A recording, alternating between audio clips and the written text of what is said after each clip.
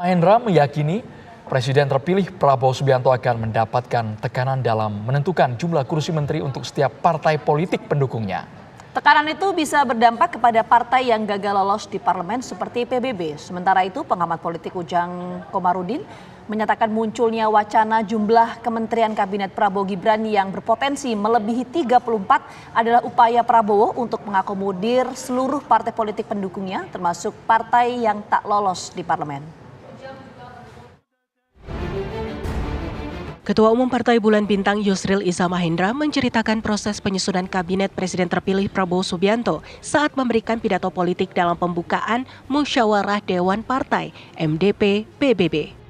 Yusril meyakini Prabowo akan mendapat tekanan dalam menentukan jumlah kursi menteri untuk setiap partai politik pendukungnya.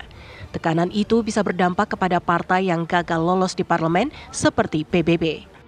Karena itu, menurut Yusril, Partai Bulan Bintang harus menyiapkan strategi yang akan digunakan untuk menghadapi pembentukan kabinet pemerintahan Prabowo Gibran. Siapa yang akan rugi, siapa yang akan kita majukan, siapa yang akan kita calonkan, itu memerlukan satu strategi yang jitu. Yang kalau tidak, ya kita sudah mengalami seperti tahun-tahun yang lalu. Dan kita sekali ini juga tidak mudah untuk ini, karena sekali lagi kita gagal untuk masuk ke parlemen, dan itu pasti akan ada satu tekanan-tekanan yang kuat kepada presiden terpilih seperti dialami oleh Pak Jokowi pada tahun 2019 yang lalu. Dan ada tekanan-tekanan, ya ini partai ini masuk ke kabinet, partai ini di luar kabinet, partai ini cukup dan jatah kasih wamen aja. Nah itu memerlukan satu strategi dan saya pikir. Sementara itu, pengamat politik Ujang Komarudin menyatakan munculnya wacana jumlah kementerian kabinet Prabowo Gibran yang berpotensi melebihi 34 adalah upaya sang presiden terpilih untuk mengakomodir seluruh partai politik pendukungnya, termasuk partai yang tak lolos di parlemen. Ketika pencalonan yang lalu, ketika daftar di KPU, pasangan Prabowo Gibran itu butuh support, dukungan dari partai politik, baik yang parlemen maupun non-parlemen. Non-parlemen kan seperti ada di situ PBB, ada Partai Gelora, ada PSI, dan lain-lain. Tentu semuanya ingin mendapatkan jatah menteri. Ya, makanya skemanya adalah skema kabinet yang gemoy ya, kabinet yang gemuk, kabinet yang nomenklaturnya diperbanyak hingga kurang lebih misalkan nanti sampai 40. Ya karena salah satunya adalah untuk mengakomodasi ya partai-partai yang non-parlemen itu.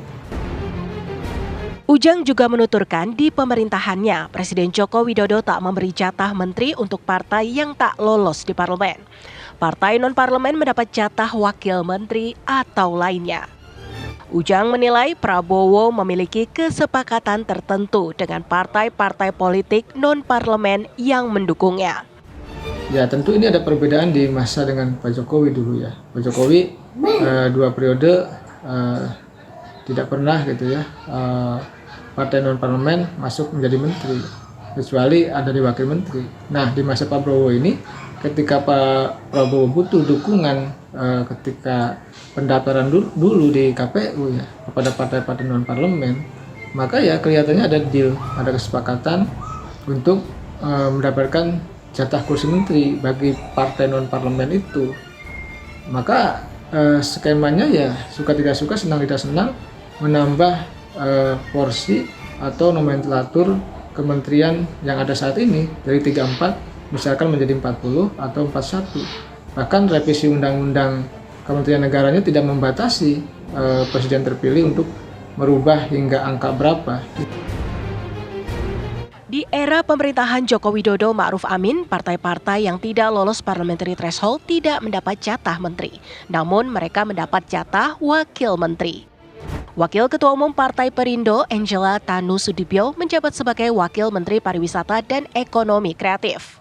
Raja Juli Antoni yang saat ini menjabat sebagai Sekretaris Jenderal PSI menjadi Wakil Menteri Agraria dan Tata Ruang. Sementara Sekjen Partai Bulan Bintang Afrian Syah Nur menjadi Wakil Menteri Ketenagakerjaan.